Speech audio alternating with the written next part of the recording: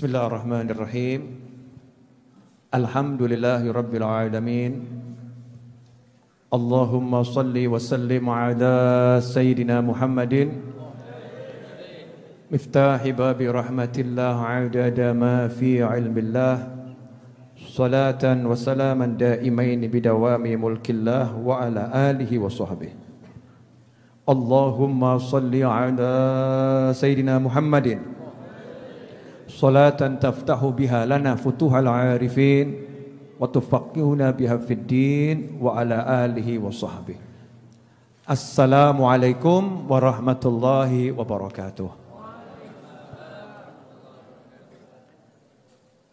Alhamdulillah malam hari ini Allah beri kita kemudahan untuk bertemu, untuk berkumpul dengan memenuhi semampu yang kita bisa jalankan apa yang sudah disarankan oleh pemerintah untuk mematuhi peraturan tentang COVID. Ya, kita jalankan. Alhamdulillah saya lihat teman-teman saya datang pakai masker. Saya lihat teman-teman saya masuk Masjid Ar-Raudhah dicek suhunya, alhamdulillah normal semua. Berarti enggak ada yang stres. Karena biasanya kalau stres kepalanya panas ya. Ternyata rata-rata suhunya 36, sekian ya. Alhamdulillah bukan cuman cuci tangan, di depan diwajibkan mengikuti sunnah Nabi tajdidul wudu.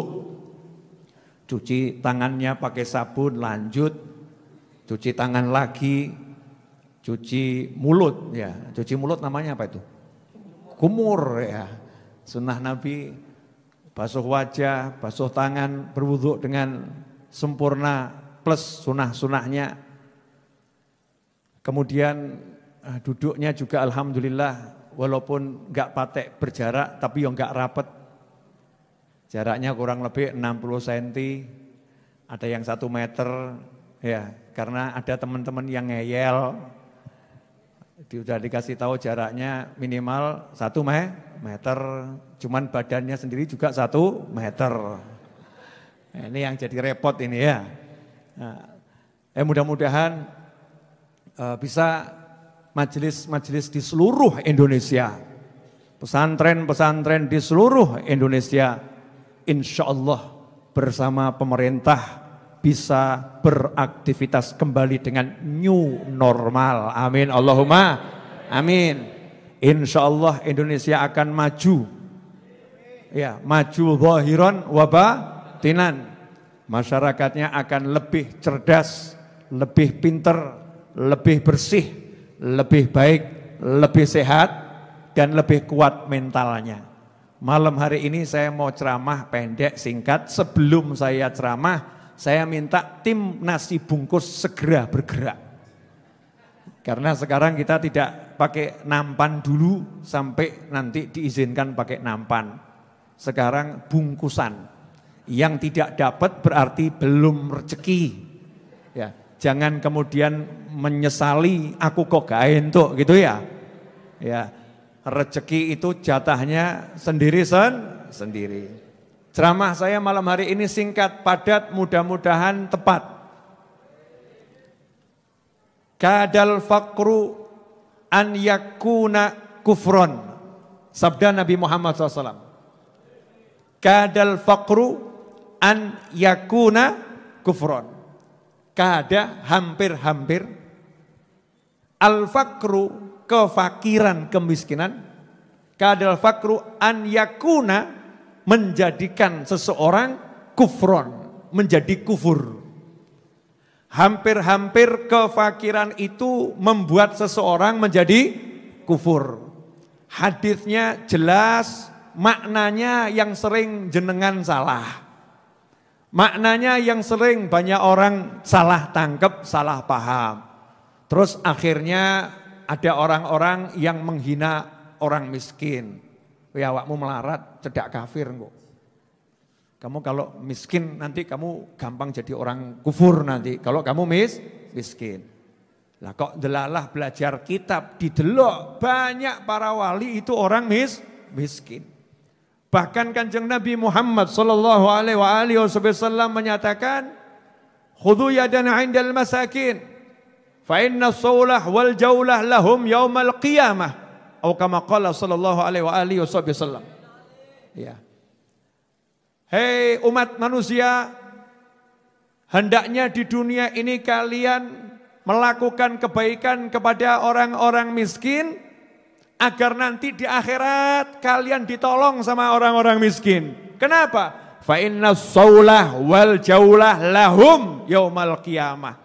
Karena nanti hari setelah kiamat, nanti di padang mahsyar, nanti di alam akhirat, as-saulah wal jaulah, yang megang kekuasaan, yang jadi penguasa, yang menjadi orang-orang kedudukan tinggi adalah orang-orang miskin. Yang bisa ngasih pertolongan kebanyakan orang-orang miskin. Makanya di dunia disuruh berbuat baik kepada orang miskin, biar nanti di akhirat ditolong oleh orang miskin. Bahkan dalam hadis yang lain Rasul bersabda, sesungguhnya orang-orang miskin itu akan masuk surga 500 tahun. Lebih cepat daripada orang-orang kaya. Yang kaya ngantri, yang miskin monggo lajeng-lajeng. Ya, silakan lewat, silakan lewat. Kalau mendengar yang seperti ini, Anda pengen jadi orang miskin atau orang kaya?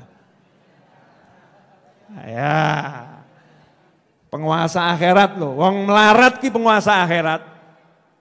Wong melarat penguasa akhirat. Nah, terus tadi Rasul bersabda, hampir-hampir kefakiran buat orang jadi kufur. Lantas maksudnya apa? Maksudnya menurut para ulama adalah khauful faqr. Bukan masalah enggak punya duit, bukan masalah di PHK, bukan masalah dipecat, bukan masalah tabungannya habis, bukan masalah itu. Yang jadi masalah adalah rasa takut fakir, rasa takut miskin, rasa takut enggak punya. Itu yang akan membuat manusia jadi kufur nanti. Gara-gara takut di PHK, akhirnya ninggalkan sholat. Gara-gara takut di PHK, akhirnya berani durhaka kepada orang tua. Gara-gara takut PHK, akhirnya berdusta. Gara-gara takut PHK, akhirnya hukum-hukum Allah dilanggar semua. Kenapa? Takut jadi orang miskin. Lah aneh bin ajaib bin apa meneh Bu? Ya bin buh ya. Bin bingung. Lah kok sudah melarat takut melarat. Luang saya itu termasuk orang pengalaman melarat. Alhamdulillah.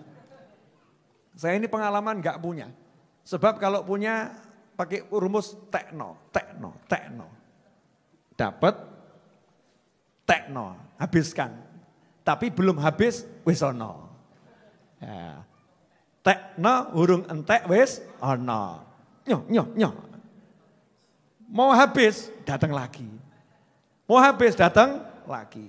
Pengalaman melarat, jenengan belum pengalaman? Alah, baru melarat sekali aja udah pusingnya luar biasa. Habib, gara-gara corona saya di PHK, hati-hati omonganmu. Hati-hati omonganmu. Gara-gara COVID saya di PHK, hati-hati omonganmu. COVID tidak bisa mem-PHK kamu. Yang bisa membuat kamu di PHK adalah Allah subhanahu wa ta'ala. Ada COVID, gak ada COVID, no wayai di PHK, yo di PHK. Bib, gara-gara COVID saya diceraikan istri saya. Aduh. Ini kasihan COVID. COVID itu kalau bisa berteriak, dia akan buat laporan pencemaran nama baik. Sebagai COVID-19, nama baik saya dicemarkan.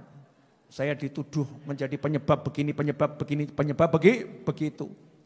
Nah, ini bahaya ini kalau sampai orang rusak akidahnya, ya rusak akidahnya, rusak keyakinannya pada Allah Subhanahu wa ta'ala, gara-gara takut tidak punya, gara-gara takut kehilangan, gara-gara takut jatuh miskin, gara-gara takut fakir. Jadi jamaah Masjid Ar-Raudhah tidak boleh takut miskin, harus berani sugih. Oh sugih gak wani. Orang tidak berani sugih itu sedekah di Arab jajan mikir. Ya, beli baju kakek ngitung. Cukup gak ya, cukup gak? Kakek mikir. Ya, takut ya, kebanyakan takut. Jangan jadi orang yang takut jadi orang kaya. Kalau ditanya, siap jadi orang kaya? Jawab, aku sugih. Kenapa kamu sudah kaya? Orang wedi melarat. Orang yang tidak takut jatuh miskin berarti sudah kaya. Orang kaya yang takut jatuh miskin berarti miskin. Karena orang kaya itu orang yang sudah punya. Orang miskin itu orang yang belum punya. Ajaibnya di Indonesia ini keistimewaan bangsa kita. Mudah-mudahan penduduk negeri ini mendengarkan ceramah saya. Di Indonesia ini ya, kena problem model apapun masyarakatnya ngakak. Lawang kena COVID aja orang-orang ngomongnya apa? Kopat. Itu. Kalau ngeluh. Ya.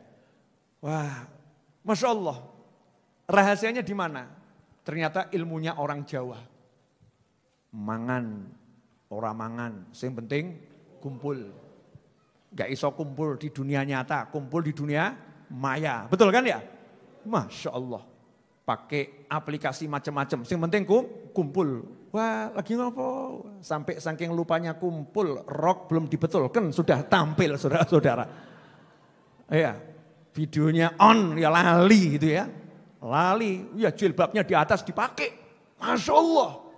Atas jilbaban, bawah enggak dijilbabi. Habib kok tahu Bib? Lah saya kan sering ceramah online gitu ya. Ya sering ceramah online tiba-tiba muncul pemandangan mengerikan saudara-saudara. Lali kameranya jatuh gitu ya. Cetuk kan ke bawah kan naudzubillah min dzalik. Makanya hati-hati. Akhwani rahimakumullah.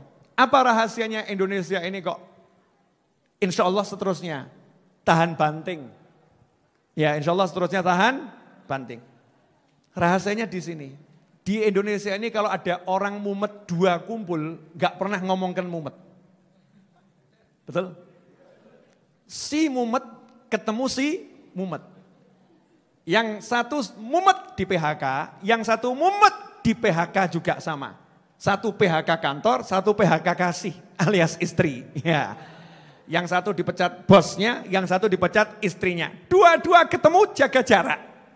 Covid kok ya. Jaga jarak. Itu enggak ada yang ngomong, aku baru dingin ke bojoku, aku baru di PHK, enggak ada. Jawabannya apa? Dirokok enggak. Pisang, kacang, apa yang kacang. Jadi enggak ngobrolkan masalah, langsung ngobrolkan kacang. Ya. Ngobrolkan, kalau yang ahli ngerokok, ngobrolkan rokok. Setelah itu ngomongnya enggak bahas sama sekali masalahnya. Terus ngakak bareng. Ya terus ngakak bareng. Ujung-ujungnya ditanya sama temannya, piye bojomu? Alas, waya ganti. Stresnya hilang. Yang satu nanya, lah piye? Kantormu piye? Bosnya nganyelno. Golek bos liyane. Masya Allah, selesai masalah. Kenapa? Dua orang mumet ketemu, gak ngobrolkan mumet. Adanya cuma di Indonesia. Di luar negeri orang mumet ketemu yang lain. Apa? Curhat, mumet aku. Yang itu jawab, aku ya bodoh mumet. Mumet ketemu mumet kuadrat. Jadi pulang semakin mumet. Makanya pesan saya buat teman-teman saya dimanapun Anda berada. Resep kalau kamu tidak mau mumet, ingat-ingat pesan Pak Novel ini. Apa itu? Ojo curhat. Selesai. Makanya saya kan anti curhat. Curhat sama saya macam-macam, bye-bye. Saya pakai ilmunya Cakro, tahu pos ronda. Ini sekarang kan banyak orang yang ronda, lagi aktif ronda, betul kan ya? Pos ronda, itu orang yang duduk di pos ronda, gak ada yang ngomongkan mumet. Ngobrol kacang metu, blanggreng metu, telo metu, betul kan ya? Padahal mumet kabeh. 5 orang mumet kumpul, yang dibahas ngomong, wah kacangnya penak, wah telone penak. Yang dibahas yang enak-enak, hasilnya apa? Fresh, seger, tiba-tiba lu subuh, rampung, rondanya rampung. Coba kalau masing-masing termenung, kowe nglamung apa? PHK. Kacang-kacang, gak kalu. Kira-kira suasana pos ronda bagaimana? Remuk, ambiar ya. Ya semoga almarhum Didi Kempot bahagia di alam sana. Alhamdulillah. Dan juga sahabat-sahabat kita muslimin muslimat yang meninggal dunia, ya semoga berbahagia di alam sana, diampuni dosanya, diterima semua amal solehnya. Jadi ikhwani rahimakumullah, resepnya itu kalau kumpul enggak bahas masalah. Jangan kumpul bahas masalah. Kumpul bahas yang enak-enak saja. Jadi kalau jenengan kumpul, saya maksud kumpul zaman sekarang kan kumpulnya dunia maya ya. Wah pakai handphone gitu ya. Piye kabare? Alhamdulillah. Jatah sugih, kaiso. Pokoke sugih. Kenapa kamu sugih? Saya tidak diatur-atur lagi sama bos. Boleh bangun jam berapapun. Koncone paham, oh dipecat. Tapi kalimatnya indah, betul enggak? Iya. Yang satu ditanya, kamu sekarang gimana kabarnya suami? Alhamdulillah. Alhamdulillah bagaimana? Saatnya saya cari suami yang lain. Ya. Kok bisa begitu? Aku baru dipecat bojoku. Alhamdulillah saatnya cari suami yang lain. Bukan stres gitu loh ya. Sudah ada musibah namanya COVID, masih ngurus A sampai Z, mikir ruwet-ruwet, naudzubillah min dzalik. Jadi saya ngajak semuanya, yuk bangun negeri ini dengan cara ngomong sing apik. Gampang tuh angel? Yakin? Yakin enggak itu? Bu, ibu, kangen? Jujur toh bu? Bu, kangen enggak bu? Hati-hati loh bu. Istri saya ada di bawah menyaksikan. Ibu kangen sama siapa? Harus jelas dulu. Oh majelis toh ya. Alhamdulillah. Beb Muhammad ini lihat coba nih. Covid seger. Walaupun ada Covid ya, tapi seger. Masya Allah la haula wa la quwata illa billah. Kenapa seperti itu? Dzu ilmin. Orang yang punya ilmu. Maka resepnya di sini ya, pegang betul resep ini. Orang yang punya ilmu itu kondisinya apapun mesti dapat solusi. Punya ilmu kok. Kondisinya seperti apapun pasti dapat solusi. Sebab syaratnya orang itu kalau mau jadi wali harus punya ilmu. Kalau udah punya ilmu bisa jadi wali. Ciri-ciri wali, la khaufun alaihim walahum yahzanun. Gak pernah punya rasa takut terhadap apa yang akan terjadi. Aku dipecat besok bagaimana? Gak mikir itu. Walahum yahzanun. Gak sedih terhadap apa yang sudah lewat. Yang sudah lewat gak dipikir. Nah kalau jenengan hidupnya takut menghadapi yang akan terjadi.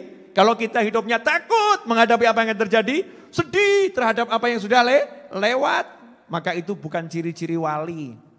Ya kalau toh ada bagian dari kewalian, mungkin kewalian tingkat RT paling kecil. Ya RT paling kecil. Ikhwani rahimakumullah, alhamdulillah nasi bungkus sudah dibagi. Yang dapat berarti rezeki, yang belum dapat jangan batin saya ya. Karena saya tidak tahu malam hari ini kira-kira yang datang jumlahnya berapa. Jadi masaknya yo kira-kira. Yaitu masaknya buat nasi bungkus untuk 1.000 orang lebih sedikit. Ya kalau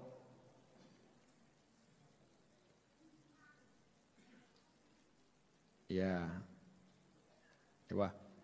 Nah, semua yang minta doa jangan khawatir ya. Tadi dari awal sampai akhir tadi udah saya niatkan semua. Siapapun dari keluarganya, anaknya, keturunannya, sahabatnya, apapun. Tadi udah kita baca pakai bahasa Arab. Wow, tadi itu ya. Pol itu. Semuanya. Pokoknya insya Allah udah masuk. Akhiran terakhir, ikhwani rahimakumullah. Nasihat saya untuk saya pribadi dan semuanya. Ya. Sikapi COVID-19 Corona ini dengan selaras sama apa yang diajarkan pemerintah dan ulama. Pemerintah udah mengajarkan SOP-nya. Jenengan kan lihat di depan tuh ada tempat wudhu baru, betul ya? Iya, saya buat tempat wudhu baru di depan. Biar sebelum masuk majelisnya ini udah wudhu. Tadi masuk sini ditembak enggak? Ditembak jenengan kebal. Luar biasa. Banyak orang-orang sakti ditembak ternyata enggak jadi masalah ya. Tembakan termometer gun itu ya. Namanya termometer gun. Yang nembak Mas Wahid, betul? Yang laki-laki Mas Wahid diantaranya Mas Cahyo. Ya. Kemudian yang perempuan juga ada yang nembak sendiri.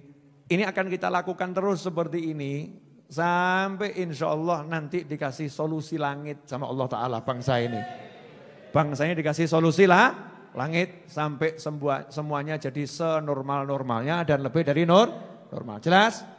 Ingat ya, ikuti aturan pemerintah. Mudah kok aturannya. Mudah atau enggak mudah?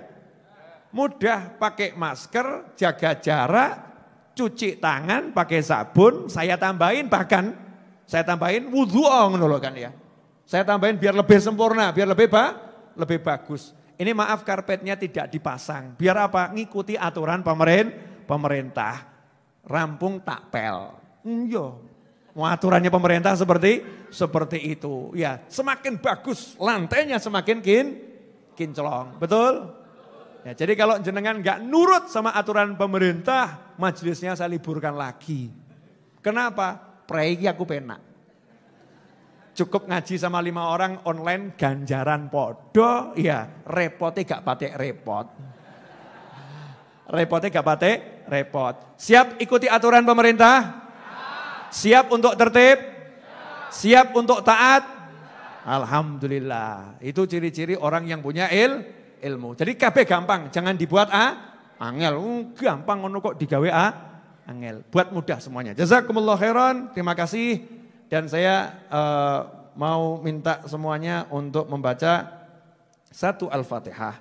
Ya, satu Al-Fatihah untuk orang-orang yang telah meninggal dunia di antara kita, keluarga kita, ya, sahabat kita yang telah berpulang ke rahmatullah, baik di hari ini atau hari-hari yang lalu, khususnya sahabat saya Kiai Haji Ahmad Zaki Hadik Tebu Ireng.